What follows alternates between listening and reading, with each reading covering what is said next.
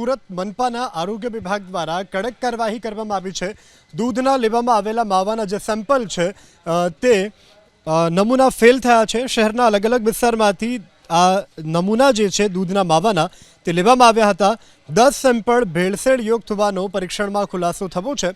હરિપુરાના શંકરલાલ માવાવાલા, બાજી રોડ પરના શ્રી કૃષ્ણ માવા ભંડાર અને ઉધનાના આશાનગર 2 પાસેથી શ્રી ગણેશ ડેરી અને મીઠાઈ નાની ચીપવાડાની જય અંબે માવા ભંડાર, ભાગળ વિસ્તારની અંબાશંકર માવા ભંડાર અને આ સાથે વરાછાની શ્રી કૃષ્ણ ડેરીમાંથી લેવામાં આવેલા દૂધના માવાના સેમ્પલો ફેલ થયા છે।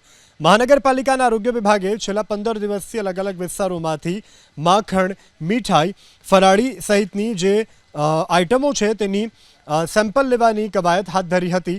6 ઓગસ્ટે કરેલી કાર્યવાહીમાં આરોગ્ય વિભાગે વિવિધ વિક્રેતાઓને ત્યાંથી દૂધના માવાના 22 સેમ્પલ લીધા હતા।